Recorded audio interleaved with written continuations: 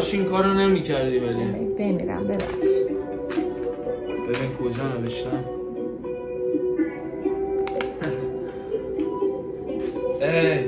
هیپوپولوژیس. فکر کردم فراموشت کردم تموم، ولی لیوانم پر خاطر تلوم. حالم به هم میخوره این که هر رو میکشه تو خودش یادت منو هنوم. بریم یه رو میده گلامو شکوفه نیای به دوتامو میزنم گلوله. میریم و میمونه قرصامو تو خونه بهونه از حرفای دوتامون دروغه. شنیدم نبودم تو جاده ها اشکاتو خالی کردی با صدا. میخوام تو رو وقتی رویامونو شنیده تلفن کارتی پادگاه. تو فکرم کجا میرفتیم با هم، گل من روشن پر لیوانم. اکثر شبا تا دو سه بیدارم، هرچی میگی حس دو دلی دارم. آخر ماجرا تو دل جاده ها مجا میشوره اسم تو رو ماسا. نباشم کی بگه فریک سایا، اسممونو میارن تو افسانه ها.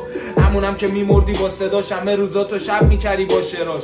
یه شبمون یه سال عاشقاست میزدیم قیده اما اگه چاره داشت. ولی نداره اون چشای ناز و چیزی نمیرسونه به انقراض. و یکی یکی میشه دکمات بازو. تو رو زندگی داده به من کادو. میگی اینا رو میگی چی بشه، دستامون مال کی بشه. نگو نباشیم ته چی بشه، سروش غیر تو همه چی